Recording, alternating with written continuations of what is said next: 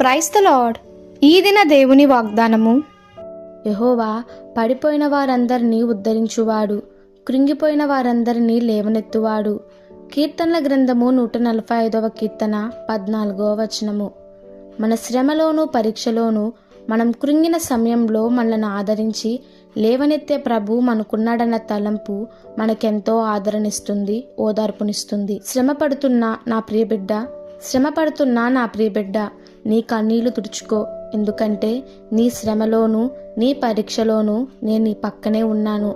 అనంతమైన జ్ఞానమునకు, వివేకమునకు, ప్రేమకు నిలయమైన దేవునిగా నీ పరిస్థితులన్నీ నాకు తెలుసు. నీకు అత్యంత సన్నిహితమైన స్నేహితులందరికన్నా ఎక్కువగా నీ పరిస్థితులలో నేను నీకు సహాయపడగలను అని ఆయన మనతో అంటున్నాడు. వారాలు, నెలలు, సంవత్సరాలుగా అనారోగ్యం నిన్ను వెంటాడి వేధిస్తుందా? అలాగైతే నిన్ను అనాథునిగా విడువను, నీ యొద్దకు వత్తును అని ఆయన నీతో అన్నాడు. ఆర్థిక సమస్యలు నిన్ను ఉక్కిరి బిక్కిరి చేస్తున్నాయా? అలాగైతే గతంలో మిడతలు, గొంగిలి పురుగులు, చీడ పురుగులు తినివేసిన నీ ఐశ్వర్యానికి రెండంతులుగా తిరిగి నీకు ఇస్తానని ఆయన వాగ్దానం చేసి ఉన్నాడు. నీ పాపం నిన్ను విచారానికి గురి చేస్తుందా? అది నిన్ను తీవ్రమైన అసంతృప్తికి, అశాంతికి గురి చేస్తుందా? అలాగైతే జీవము గల దేవుని వైపు తిరుగు. అక్కడే నీకు నిజమైన పాప క్షమాపణ మరియు నిజమైన శాంతి దొరుకుతాయి. నేనే నీ అతిక్రమములన్నీ తుడిచివేయుచున్నాను, నేను నీ పాపములను జ్ఞాపకం చేసుకును అని ఆయన అంటున్నాడు.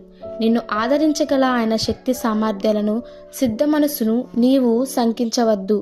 ఆయన సమస్తమైన ఆదరణను అనుగ్రహించు దేవుడు. అంతేకాక మన వలె రక్త మాంసములను ధరించి మానవ స్వభావం యొక్క భావోద్రేకాలను స్వయంగా అనుభవించిన మన ప్రతి విధమైన దుఃఖకర పరిస్థితులను మనకు సహాయం చేయటకు సమర్థుడుగా ఉన్నాడు. ఈ దిన దేవుని వాగ్దానము మనందరి జీవితంలో నెరవేరులాగున ప్రభు కృప మనకి తోడై ఉండునుగాక. Amen. God bless you all.